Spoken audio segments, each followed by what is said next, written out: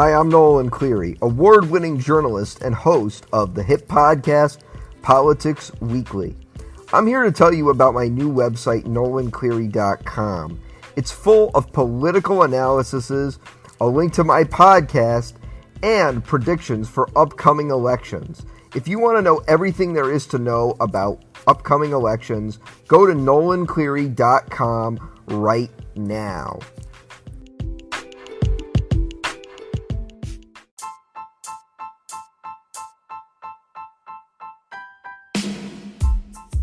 Hey everyone, welcome to Politics Weekly.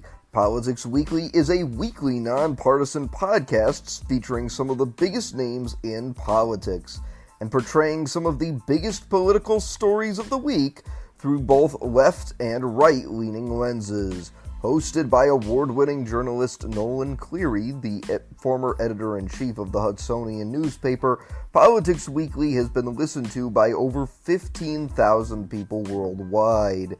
The views expressed by guests on our show are not necessarily the views expressed by the host, Nolan Cleary.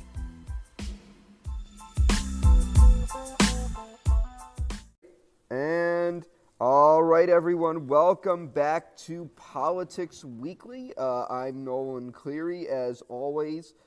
Today, we have two special guests, Thomas and Andrew. They're from the podcast This Week International. Thank you both for joining me. My pleasure. Thank you for having us. Yeah, of course. Well, thank you for coming on. So tell us a little bit about your podcast for people that, don't know about it. I'll let Andy start.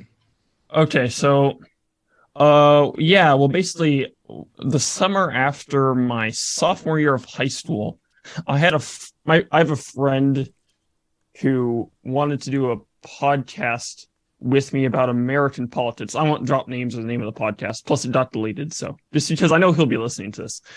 But we did that. We tried doing that for a little while. It turns out it was a school project for him, so that definitely.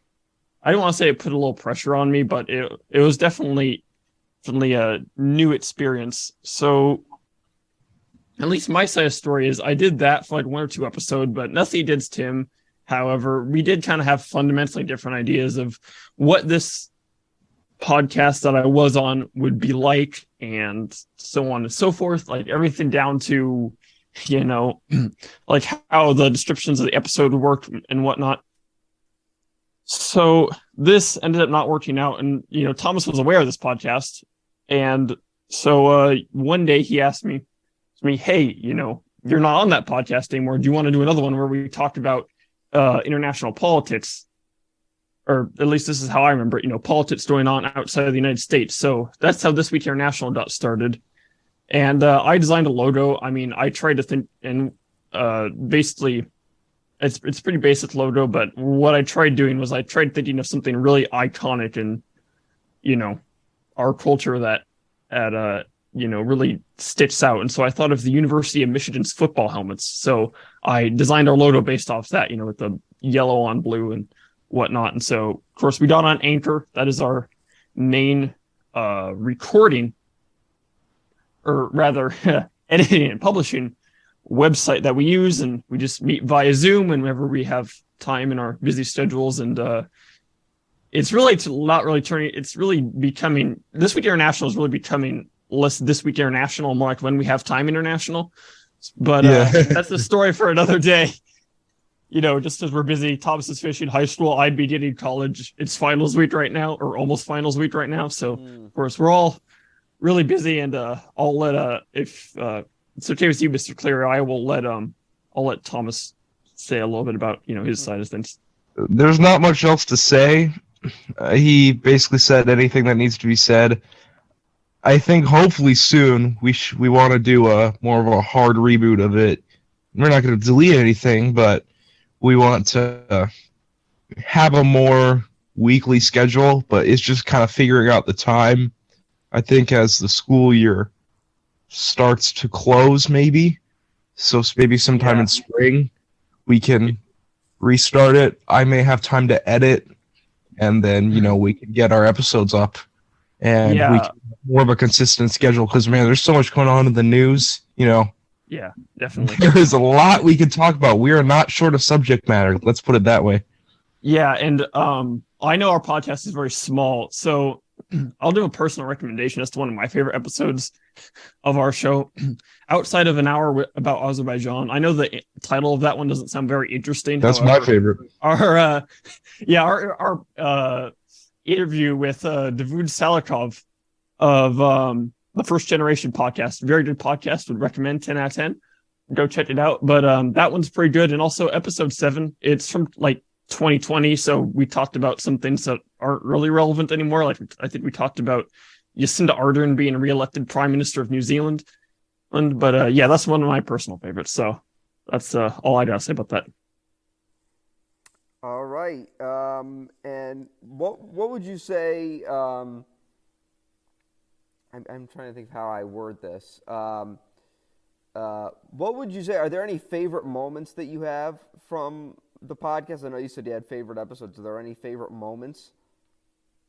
Well, I liked interviewing Davud. That was interesting because he's from Azerbaijan. I've never met anyone from Azerbaijan. Same. So that was very interesting for him to talk about his experience, and the Nagorno-Karabakh War. I think at that time there was a lot of, I'm not going to say bad takes, but there were a lot of people who didn't really know what they were talking about when it came to that. So it was nice to have a good voice to talk about that. And another moment that I liked was I liked the first couple episodes where we talked about the Uyghur genocide, because I think that's something that's very important, and I think that that's always something that you need to bring up, because I think now it's pretty well known, but at the time, a lot of people didn't really know about it. So, yeah. For me, we kind of have a running joke about, whenever we talk about the country of Turkey, it's always in a negative light. And so it's nothing against Turkey. It's just coincidentally that happens to be a motif in our show that we always talked about Turkey in every single episode. So I like that we have our own inside jokes. We've also made quite a bit of jokes about libertarians before on our show. So, I mean, nothing against the country of Turkey, by the way. Although I'm not a big fan of their government. Yeah, no, we like the Turkish people. It's just, Erdogan's kind of a weirdo. All right. Well, let's jump into the news of the week. So the first piece of news is that the Respect for Marriage Act was passed through the Senate. It was officially passed. It got through the House of Representatives earlier this year, but it needed to pass through the Senate. The bill needed 60 votes to be passed due to the filibuster. All 50 Democrats in the United States Senate voted for it, as did 11 Republicans. That means it got 61 votes in the United States Senate, which means it has passed, and it will go to the desk of President Joe Biden. The Respect for Marriage Act codifies same-sex marriage into federal law, while also codifying interracial marriage into law. This bill came over concerns that the United States Supreme Court was going to overturn Obergefell or Loving versus Virginia. What are your thoughts on the Respect for Marriage bill being passed? I can start. So, I think it's good. I think that I don't know if Obergefell will be overturned. I'm honestly a little skeptical. I don't think that all 6 of the conservative justices would vote to overturn it, especially since Justice Gorsuch voted to expand protections of the Civil Rights Act of 1964 to encompass gender identity. I think that was in 2020 that happened. And that was a 6-3 decision. And even with Ginsburg gone, that would still be 5-4 if that was revisited. But I think that it's a good bill. I think that it balances the line really well between, respecting, gay couples and also respecting religious liberty.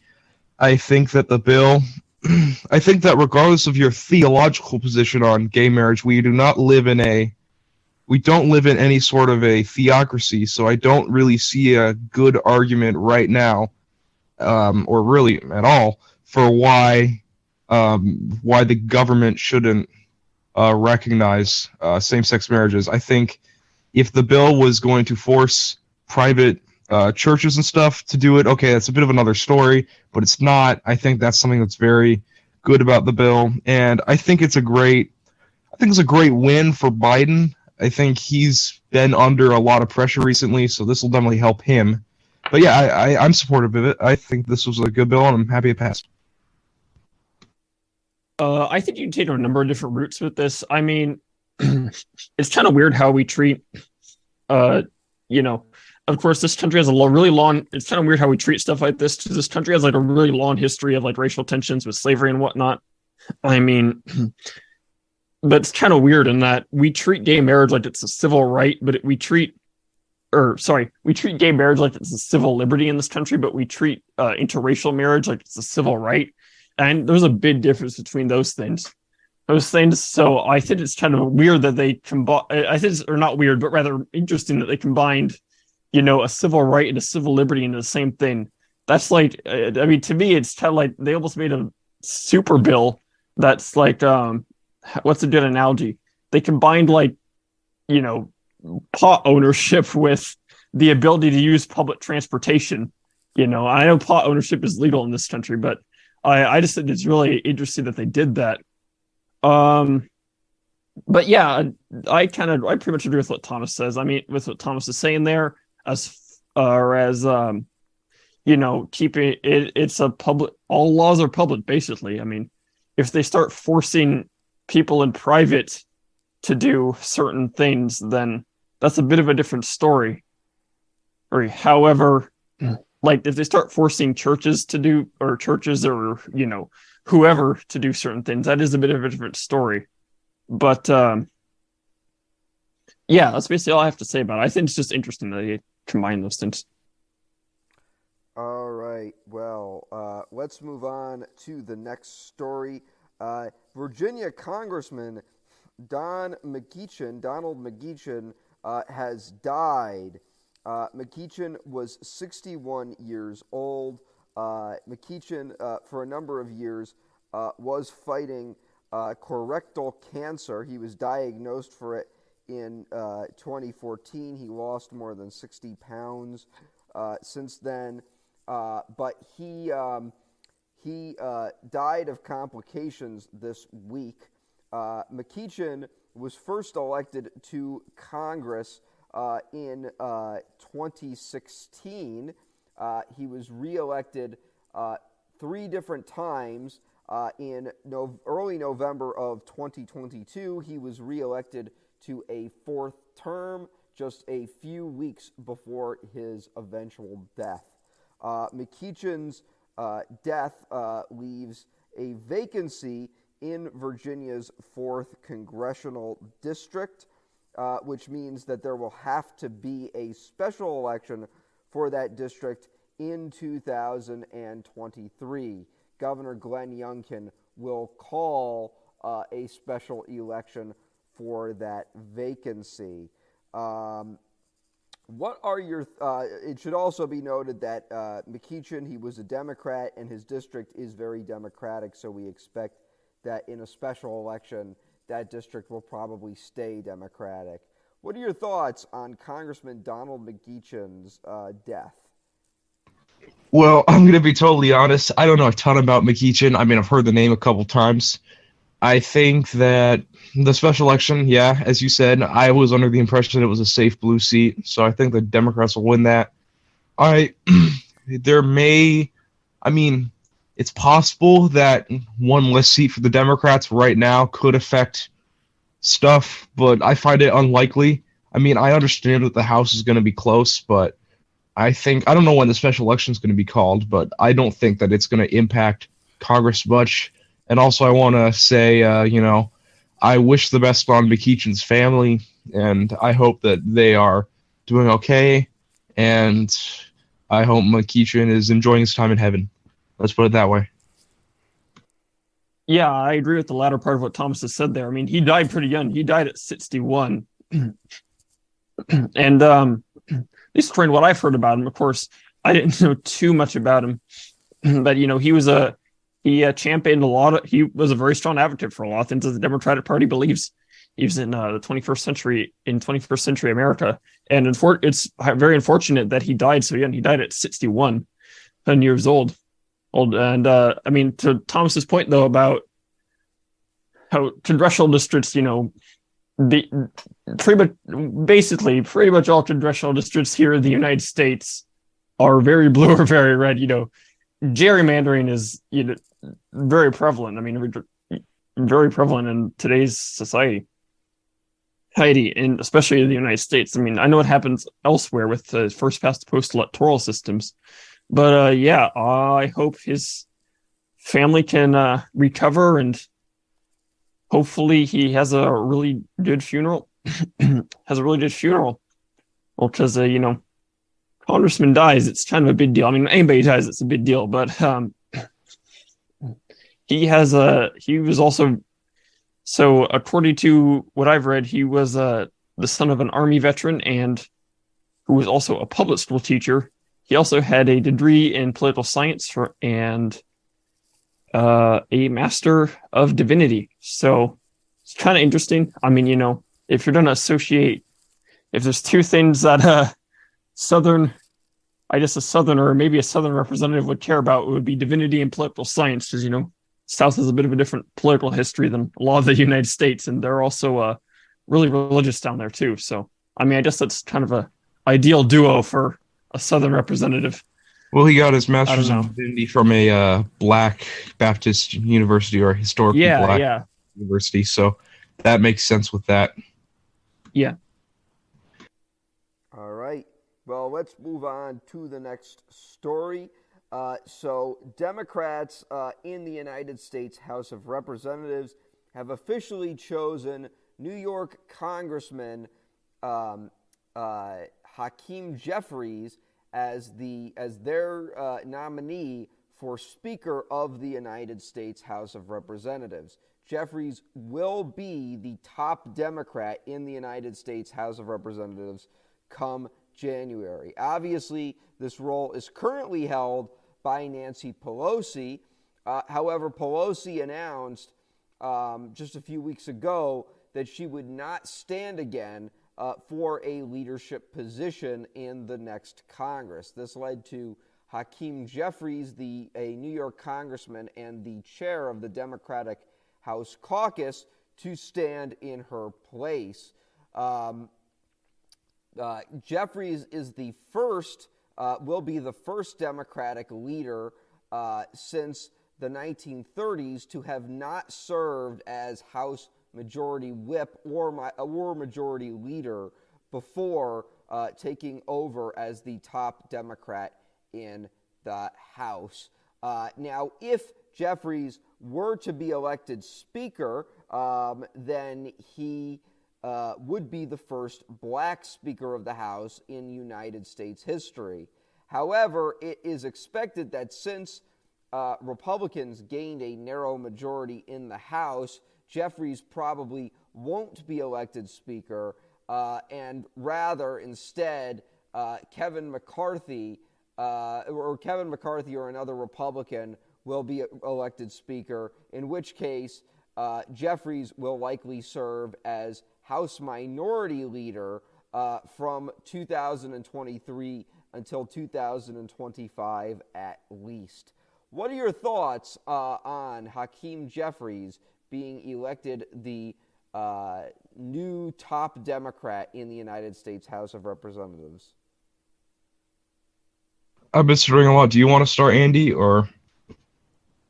Yeah, sure. I'll start. So I've been doing a lot of research on this recently, recently, and it's kind of weird because Hakeem Jeffries, he doesn't really fit in well with any major caucus within the Democratic Party. He said he would bend a knee to hardcore Democrat socialism. I don't know if that's his direct quote, but he said something along those lines, at least according to my sources. However, excuse me, something in my throat today. So he doesn't really, he wouldn't say, so he kind of semi-denounced socialism, or at least the leftist wing of the Democratic Party. But however, he is very close with Representative Alexandria Ocasio-Cortez, who has been very controversial and is also a hardcore progressive. People have probably heard of her before, etc. So he's very close with her, but simultaneously, I mean, he doesn't really seem to have, at least from what I've read, he doesn't really seem to have much of a, leftist history within the Democratic Party. But he's supported, I believe he has supported, oil pipelines, which, a lot of Democrats are very pro environmentalism. Doesn't mean they're less likely to support, since like oil pipelines and whatnot. And he's also very heavily identified himself with the Biden wing. So I think he faces an uphill battle in some ways because, he's going to have to, fight the progressives on some things. He's have to fight the liberals on some things, liberals, more moderate Bidenist, if you want to call it that, wing of the Democratic Party in order to be successful in leading the party in a lot of things, really. I understand, however, that he was unanimously voted to be the speaker, but once the poop hits the fan, if you want to call it that, I don't know how well he's going to be leading the party.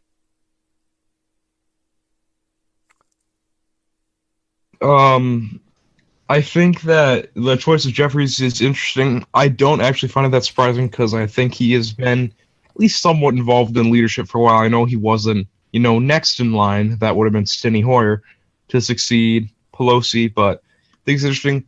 I think his choice is probably fine, actually, as far as getting the caucus together. I mean, he's African American, so that definitely gets him the support of the Congressional Black Caucus. He's young-ish, and I think he does have some ties to the progressives. Like, I think he's on a working relationship with them, at least.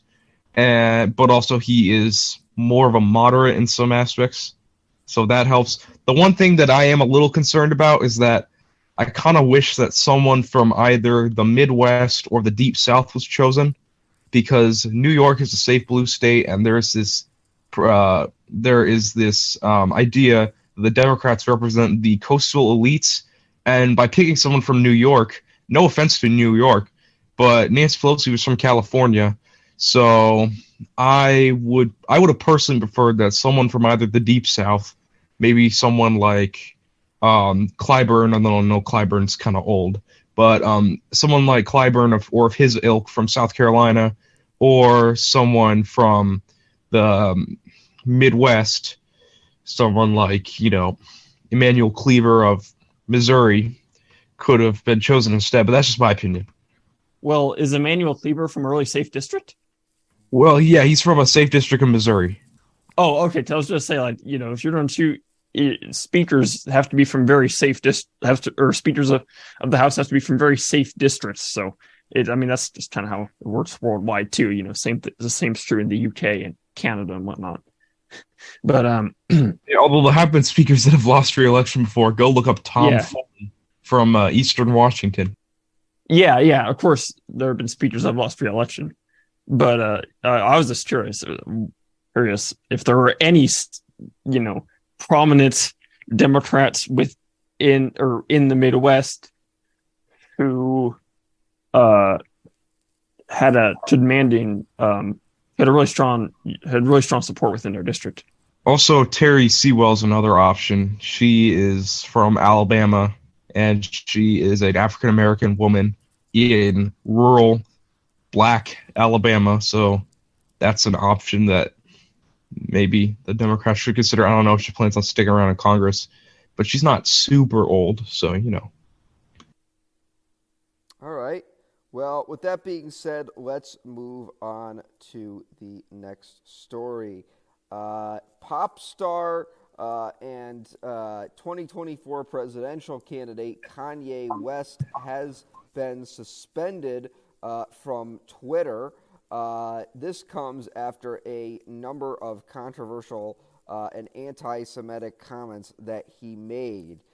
Earlier this week, West appeared on the show InfoWars, hosted by Alex Jones, alongside Holocaust denier Nick Fuentes, where he seemingly praised Hitler and the Nazis on multiple occasions.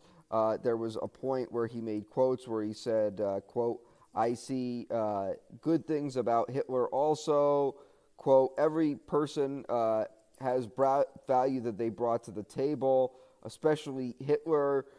He also said, quote, "I like Hitler," and he also said that we gotta stop dissing the Nazis. Well, that only went further this week when West appeared to post a campaign logo on his Twitter account, which seemed to be a swastika combined with the Star of David. This led to him at first being suspended from the platform for 12 hours before eventually being permanently suspended. What are your thoughts on Kanye West's comments, his actions, and him getting kicked off the platform? Oh boy, I've been waiting to talk about this. So, I think that Kanye West, first of all, I think he's mentally ill. I think he has bipolar disorder. I think he's been diagnosed with bipolar disorder. I think he knows he has bipolar disorder, but he doesn't want to take his medication because, from what I've heard, a lot of people who are in their manic phase of bipolar disorder feel like their medication kind of reduces part of who they are. By the way, I shouldn't say that having bipolar disorder means you're a Nazi. It's not what it means, but I think that it's making him very erratic, and I think that is why, he goes on to InfoWars. I watched the stream just because I was like, oh my gosh, Kanye West on InfoWars, this is going to be interesting. But that's why he goes on InfoWars with a mask and starts saying, well, there's some good things. And when Alex Jones is the most quote-unquote reasonable person in the room, when he's saying, well, you like Hitler because of the uniforms, right? The Hugo Boss uniforms are very cool. And Kanye West is like, no, man, I like other things too. Hitler did some good things, and he apparently also appeared to deny the Holocaust at some point. So, he's not the first rapper to do that. Go look up B.O.B. He was a flat Earth Holocaust denying rapper who was big about 10 years ago. Well, big-ish. But I think Kanye West, some people are saying, oh, this is a big plan for him to create his own business, and he's his mastermind. No, I don't think he is. I think he's mentally ill, and he's definitely put Trump in a bad situation. And then this guy Fuentes, I think it's... I don't know what the deal is with Fuentes, but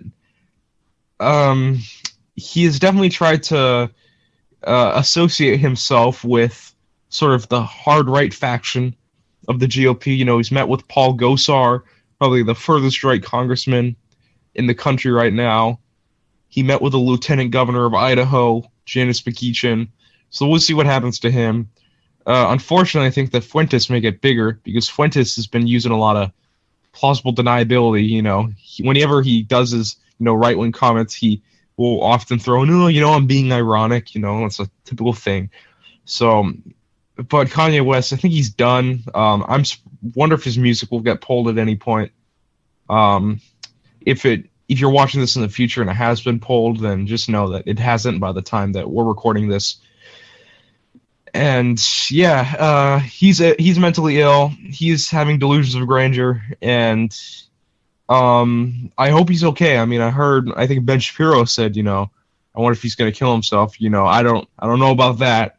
But yeah, he's put the Republican Party, or especially the Trump wing, in a pretty terrible situation because your leader is meeting with him and Fuentes, and then a week later they're denying the Holocaust. That doesn't look so well. And then the whole thing about the Netanyahu thing, I know he thought that was, very clever, the net and the bottle of Yoo-hoo, but that just got really ridiculous. And I think when Alex Jones is like thinking, okay, tone it down, that's pretty bad. Because Alex Jones, this is the guy who talked about the gay frogs, who talked about chemtrails.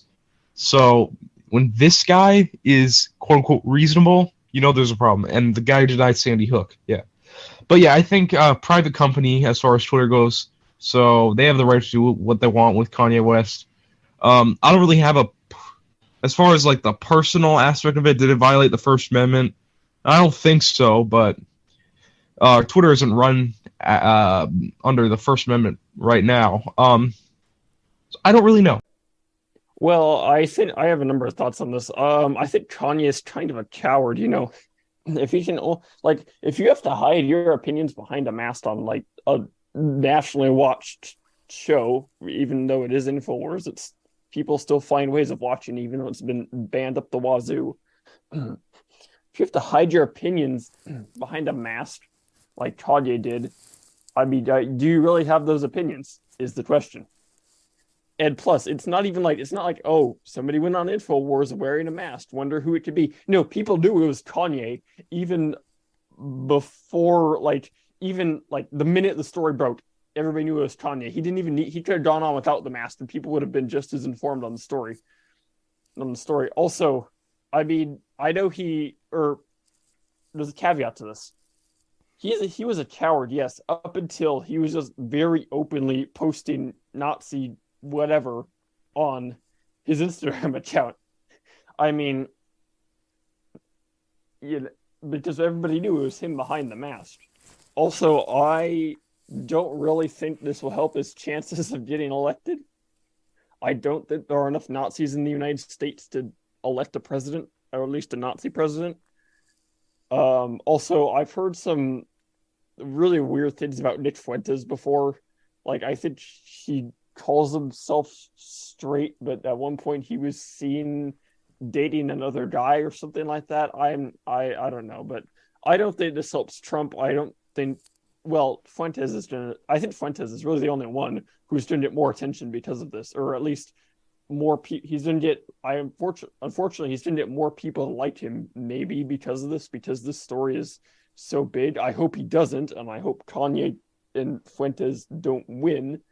I've known about Fuentes forever. I've known about him since 2019, back when most people were unaware of him. But yeah, he was caught hanging out with a cat boy.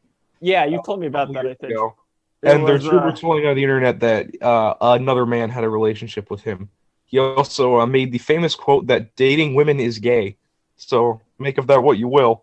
Yeah, he's an interesting character. He's also, I mean, you can go on and on about how, weird and controversial or horrible or whatever these people are, but this, I mean, I don't know what Kanye thinks he's doing. And maybe Thomas is right. Maybe he does have some sort of mental illness. I don't think, race dictates everything, but I find it kind of weird that an African American would only support the Nazis behind a mask, as I said, or as I kind of mentioned earlier. I find kind of weird. It's like he's trying to almost, maybe he wore it because he was trying to hide from them. I don't know, but yeah. All right. Well, with that being said, let's move Can I say on. one more thing? Yeah, go ahead, Thomas. I was going to say, Kanye, go look into what Hitler thought of black people. Let's say that he was not necessarily pro-African American. And I think a lot of this also comes from Hebrew Israelitism. I think he at least subscribes to some sort of a form because he's talked about before how black people are the real Jews, And this is a movement that's been growing. There are a decent number of them in Tacoma, where I live, and Andy lives near Tacoma too. Up in Washington State, there's a decent number of Hebrew Israelites, and they seem to be getting bigger every year. So that could be a thing too. And also, I think the mess thing, I don't think he's doing it because he doesn't want people to know it's him. It's pretty clear that it's him. I mean, he's addressed to as Ye multiple times in the interview. I think it's because he thinks that he'll look cool with this mask, but obviously he just looks totally stupid. But anyway, that's all I have to say. Yeah. Back to you, Nolan. Okay, so moving on. So right now, Democrats are taking the first step to making South Carolina the first state on the primary calendar in 2024.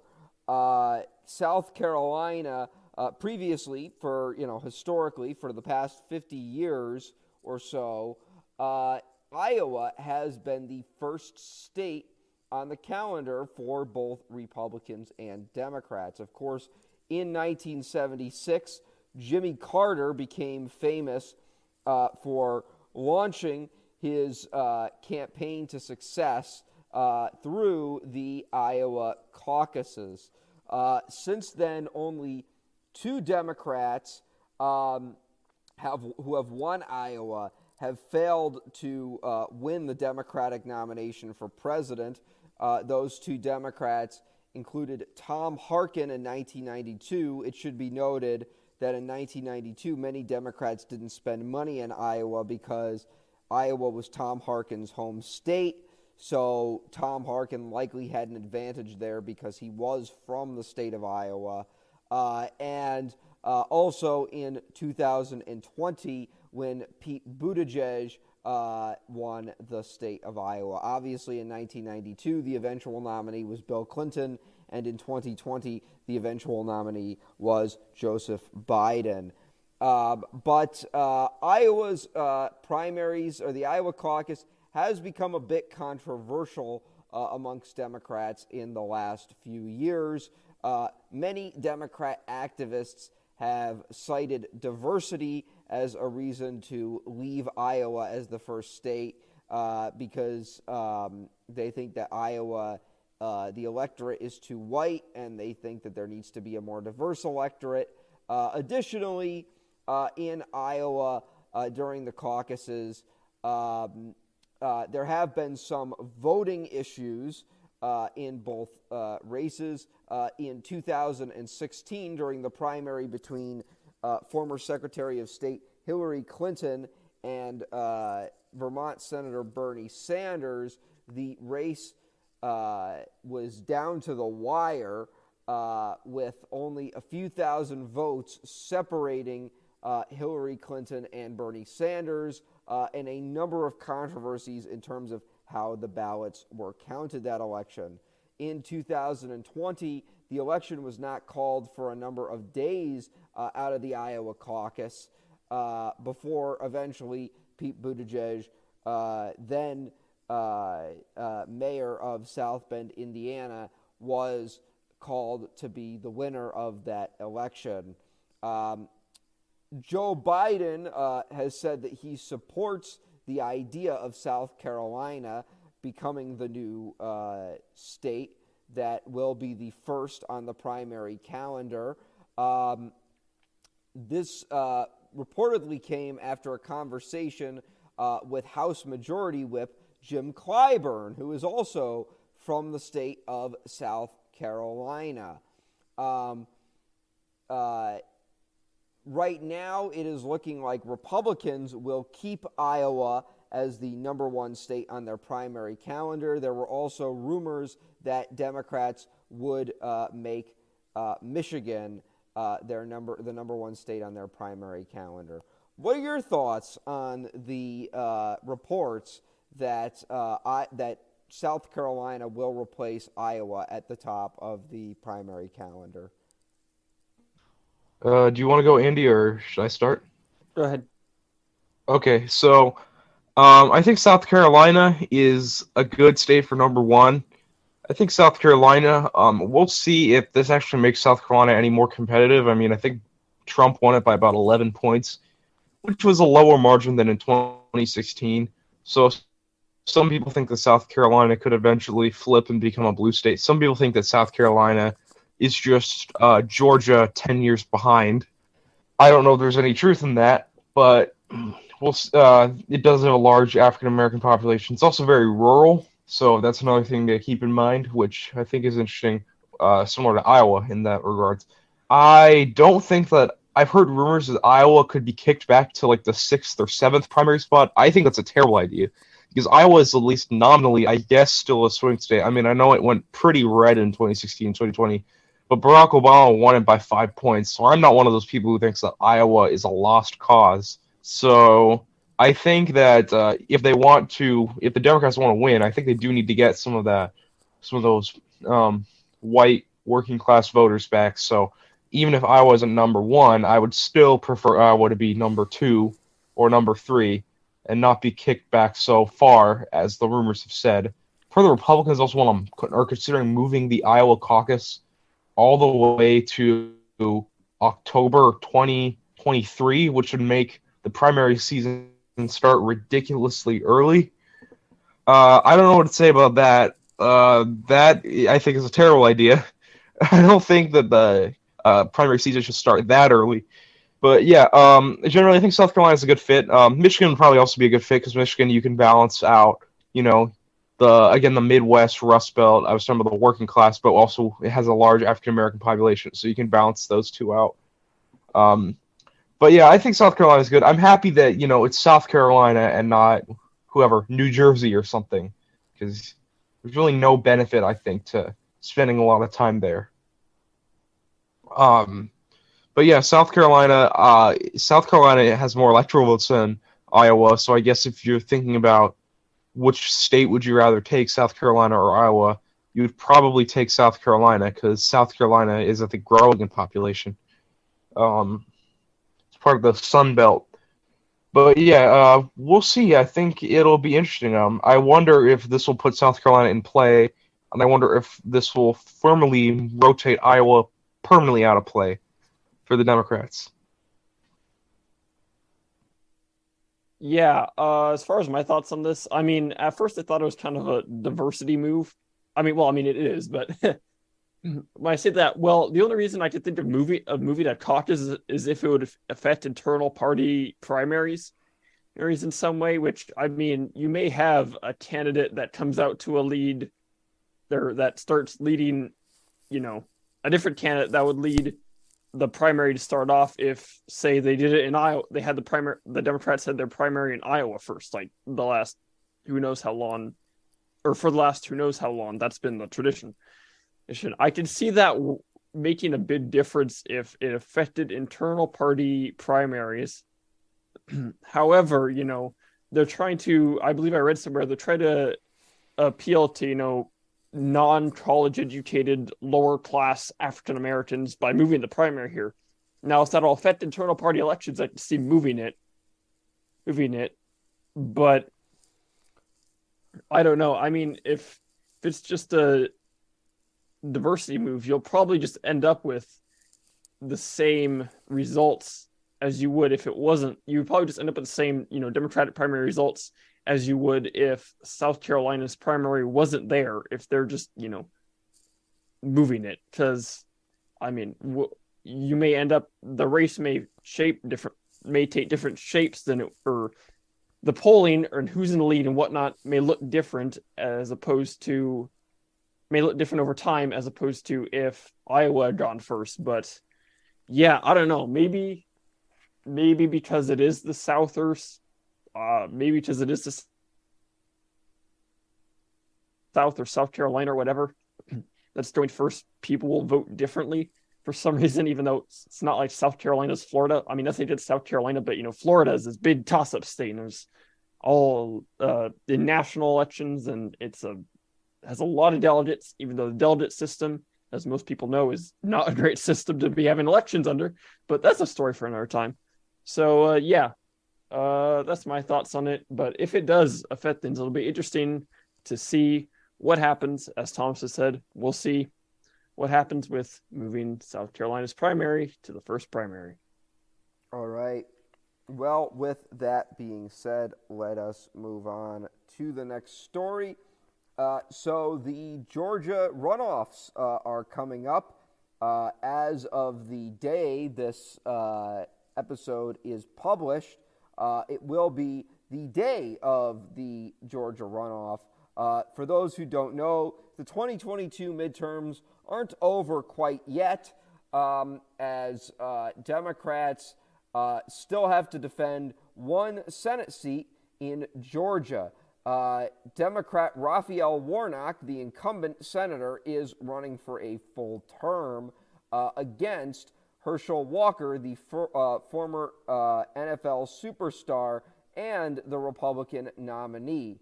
Both ran on Election Day, with Walker getting a narrow 49% compared to Walker's 48%. However, despite that, neither candidate got to 50%, leading to a runoff under Georgia state law. The race has been one of the most watched Senate races of the election cycle. It should be noted that even if Democrats fail to hold the seat, they will still have a majority in the United States Senate. That is because they were successful in maintaining 50 seats in the last election cycle, which means that Vice President Kamala Harris will be the president of the Senate and the deciding vote for the next 2 years at least. However, a win in Georgia would give Democrats their 51st seat, which would be a crucial win for their party. As we've said before, Democrats in 2024 face a very challenging Senate map. Democrats are going to have to hold seats in West Virginia, a state Donald Trump won by over 35%. Montana, a state he won by over 15%. And Ohio, a state that Trump won by over 5%. Additionally, they'll also have to hold seats in multiple swing states, such as Nevada, Arizona, Wisconsin, Michigan, Pennsylvania, and also they may have to hold seats in Virginia, which has been more competitive in the last few years, and New Jersey, where Bob Menendez, the incumbent Democrat, is under federal investigation, as we talked about last week. And also, they don't have many pickup opportunities outside of the state of Texas, where Ted Cruz is up for re-election. So a win in Georgia would give Democrats at least a 2-seat cushion, assuming they win the presidency in 2024, a 2-seat cushion at least going into 2025 to protect them from a potential multiple potential Republican gains in 2024. Additionally, Warnock winning would give Democrats more power in the Senate. It should be noted that Democrats do not have a majority in the House. Republicans won their majority in the House, which means that the filibuster and other pieces of legislation are unlikely to be changed in the next Congress. However, remember that only the Senate gets to pick appointments, which means that Democrats would have more votes in terms of getting judges appointed if Warnock wins. Now, this race is considered extremely competitive, but recent polls have shown Warnock with a slight lead over Walker.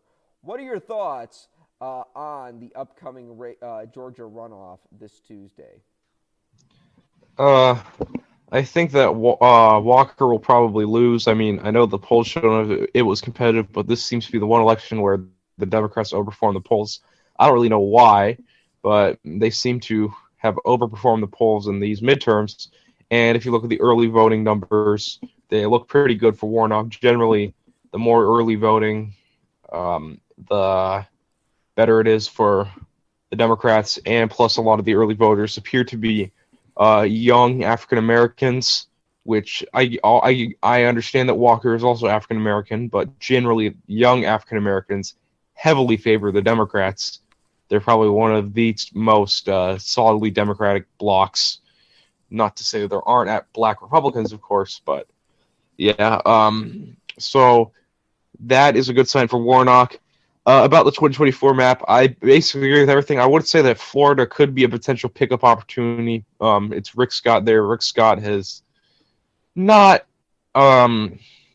He has said certain things as a senator that would make him very easy to attack. I mean, I think he suggested raising taxes on lower income people, which never looks very good. You never really want to say that, but I don't really know. Maybe that's a pickup opportunity. But yeah, I basically agree that the Democrats are going to be defending a lot of ground there. So yeah, so they should definitely try to pick this one up. I mean, I think Walker could win, but I think it's definitely more likely that Warnock wins. I see the election betting odds, which is a site that basically puts bets on elections. So they give Warnock, I think, about an 85% chance of winning as of yesterday. I'd have to look it up today, but yeah, I think that Warnock is the favorite. I think Warnock will probably win by about 2 to 3 points. I can see him winning by a little more. I can see him winning by 5 points. I don't think he's winning by much more than that. If Walker wins, it's a squeaker. It's a 1 point win, 2 points at max. I don't see any sort of a landslide either way. But yeah, I think this is Warnock's to win. Walker's ran a pretty horrible campaign. If just from the standpoint of campaigning, I mean, he's not raised his money well. He has had so many scandals. So, yeah, the Republicans really did not nominate the best slate of candidates this time around. I mean, with Mehmet Oz in New Jersey, pretty weak candidate. I think Carrie Lake was a pretty bad candidate in Arizona. She lost. But yeah, they nominated some pretty weak candidates. And Warnock is, I think, a good candidate. I think he's a strong candidate. And if you look at the attack ads against Warnock, they just aren't effective at all. Basically trying to dig up his old sermons and basically trying to accuse Warnock of supporting socialism or communism. And I don't think it's going to land with anyone. But yeah.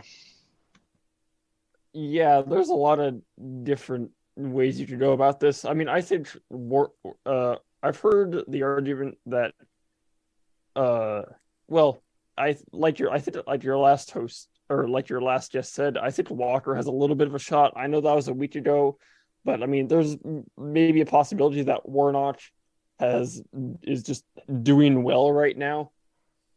I mean, there's still a month of campaigning. Oh, I don't know how much campaigning there is left, but maybe I don't think it's a month, but maybe Herschel Walker. I think it's 4 days, 3 days. Oh, 4 days. Okay, yeah. At the time, the day this episode is posted is the day which is this Tuesday, is the day when they have the election. Okay, thank you. So maybe I don't know. There's been stranger things have happened, but maybe Walker will win. I mean, the main reason I say that is because he has a lot of baggage, but nobody really talks about it. A lot of what I see on the line is just Raphael Warnock praising, basically, and not fewer people I think talked about Walker's scandals, so it's easier to cover up. I mean, I can go into that. He one that a lot of people or a lot of Democrats like to point out is that he's pro-life, but apparently he paid for somebody's abortion once, which is interesting. But I mean, maybe there's a small chance. I think it's kind of weird that I don't know how many states have this law, but I don't think Georgia should have. I think it would help our democracy function as a whole if Georgia didn't have the 50% rule. I know a lot of people are going to hate me for saying that, but it's not a state where you should have it, because every single election season, you might as well just make the voting day December 6th, because Georgia's just going to go to a runoff. It's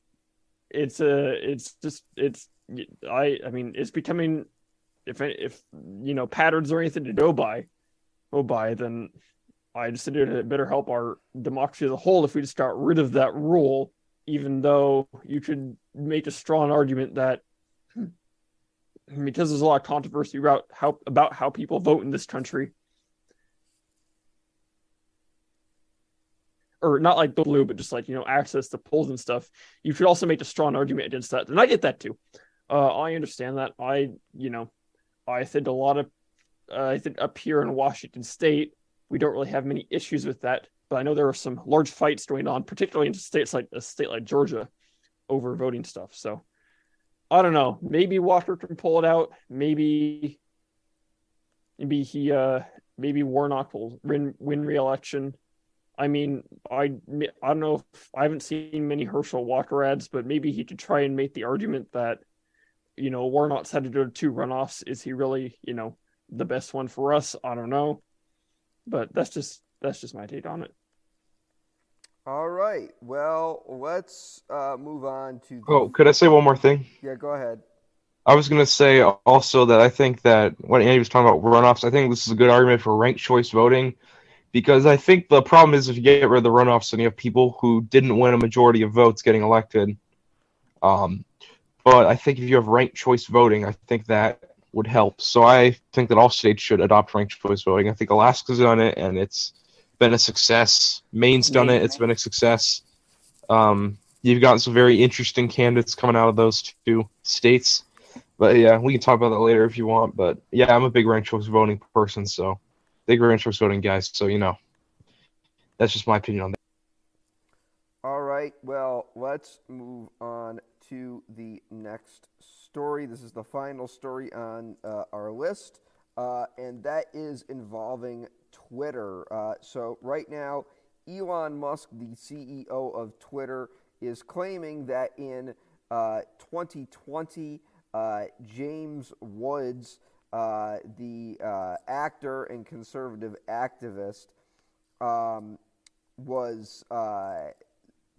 he's claiming that multiple Twitter executives worked with the Democratic National Committee to take down a tweet from James Woods that appeared to mock Hunter Biden, the son of President Joe Biden, making jokes about Hunter Biden in terms of making fun of Hunter Biden, showing him doing cocaine and being in a bathtub, and basically making fun of Hunter Biden's alleged scandals.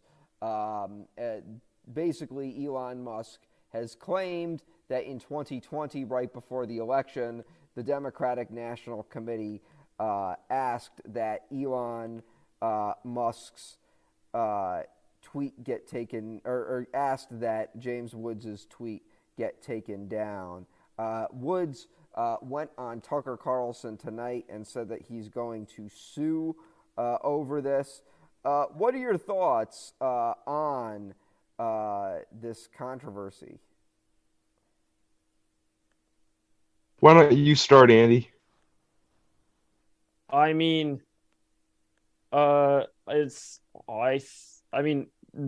I think I kind of agree with Elon here taking that stuff down, but it's unfortunately part of a larger trend in politics in North America, where making fun of problems that have nothing to do with politics that political figures has just become a part of it.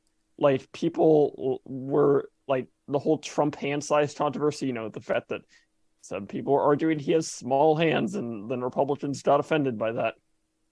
There was that whole controversy, and stuff like this is unfortunately just becoming a part of our political system. I mean, the most blatant form of this type of thing, mocking politicians and their families for over irrelevant things that they do, is the face ad. Go look up Kim Campbell, the face ad. Kim Campbell was a very short-serving Canadian prime minister, and she made fun of one of her opponents for having a facial deformity. So y'all look that up if you're interested in what exactly I'm referring to here. As far as, mocking people for physical ailments and whatnot. I think it's part of I think, that comedian did something that was part of an unfortunate cycle where, I don't think Hunter Biden's cocaine problem has influenced, American political policy. I I don't really see any more cocaine. I mean, I'm not around cocaine at all, really, but I'm not around cocaine at all.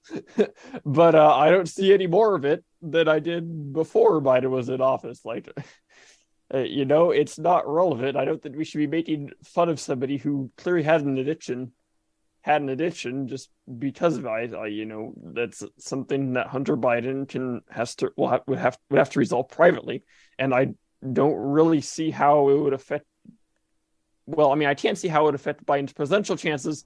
However, it's not in a way that we want his presidential chances to be affected. I don't think candidates should be mocked for I don't think candidates should lose voters over a physical ailment. That just makes no sense. I mean, what next? Is Biden going to lose votes because he has a German Shepherd? It's really unfortunate. I'm glad Elon Musk put that tweet down. I'll defend the freedom to say what you want, but if it's stuff like that, just go ahead and take it down, Elon. It's not worth anybody's time. It's not really useful to anyone. Well, I was under the impression that Elon wasn't in control of Twitter when the tweet was taken down. Correct me if I'm wrong, Nolan. Yeah. Well, yes, this was from 2020, I believe. Okay. So Twitter, whoever, insert whoever led Twitter. Then. Right. Basically, what happened was this happened in 2020. This is what Elon is claiming. Elon is claiming this happened 2 years ago, right before the presidential election.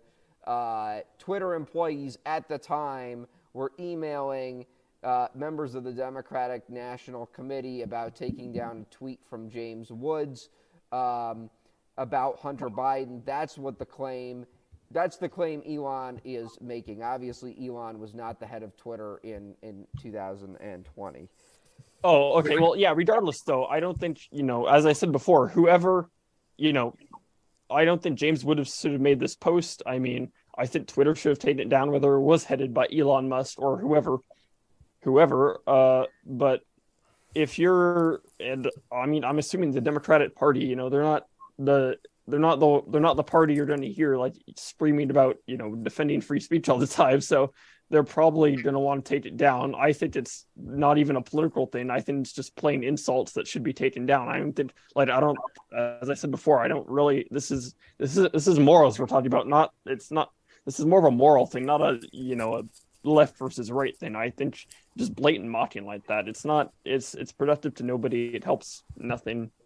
So, if Elon is exposing this or talking about this and whatever, and people are reacting saying this shouldn't happen, this isn't what James Woods did isn't helpful to anybody or anything, or maybe his comedy career. I don't know who his followers are like. I'd imagine they're probably conservatives. There are probably a lot of really conservative people who are laughing at that. So I mean, I guess that helps him. But other than that, I don't think. Yeah, I think they should have taken it down. I was going to say, I don't really know. I think that the Hunter Biden stuff, I mean, there's a lot of stuff. There's kind of two different things going on there. There's the corruption allegations, basically, about Hunter Biden in Ukraine, which, I mean, I think go ahead and investigate them. I think if there are allegations, I think allegations should be investigated. I don't think that part of the story should have necessarily been censored. But the other part, which is the Hunter Biden drug stuff, that's personal stuff, and that doesn't really matter much, I think. I mean, I think that Hunter Biden is like a lot of Americans, where he has a drug problem. He also appears to be a sex addict, and that's a problem that many Americans face. So he is not alone in this, and I think that the more that Republicans try to showcase Hunter Biden taking drugs and stuff, I don't think that's actually going to sway that many voters. And I think that's going to be very ineffective. And I'm wondering what the Republicans are going to do when they retake the House, what they're going to do about all this, if they're going to launch a bunch of investigations into Biden, and if they're going to be over this kind of stuff about Hunter Biden's drug problems, which, that will not help them. I'm wondering if this could be a sort of like a Bill Clinton situation, where when Bill Clinton, when it was revealed that he lied about his affair, that actually, and then the Republicans started to do impeachment. That actually helped him in the polls because people thought, wait, why are we doing this impeachment again? What's the point? Anyway, So that's what. gotcha. All right. Well, that about wraps up this week's episode. Thank you, Thomas and Andrew, again for joining me. Thank you. My pleasure. Before you go, do you want to tell people, A, where you can listen to your podcast, and B, if you can be found anywhere on social media? I'll do the podcasts and I'll do social media. I'll do the social media part. So you can find us on Spotify, Google Podcasts. Are we on Apple Podcasts? I don't remember. But we're also on Breaker and Pocket Casts and Anchor, of course. So those are the main ones. I'm not missing any. Don't we have an RSS feed? I don't know how to work RSS feed. I don't know. Yeah, and then Andy will tell the folks about the social media. Well, I'm mostly in charge of the social media end for this for our show. We do have a subreddit that I rarely update, but it is there. We don't really allow for people to post other than us, just because, we don't want whenever we post whenever we produce an episode on there, that like when it's out. So, we want to keep, and we want people to be able to find those easily. We also have a Instagram where, we post about whatever, mostly podcast related. There are some memes. Thomas used to do a bunch of stuff with country balls, a lot of stuff like that. We just have a good time over there. Our Instagram is at TWI12404. That is TWI lowercase 12404. Our profile picture is the Ukrainian flag because we support Ukraine over on This Week International. So that is our social media plugs, if I remember correctly. All right. Thank you again for joining. Thank you.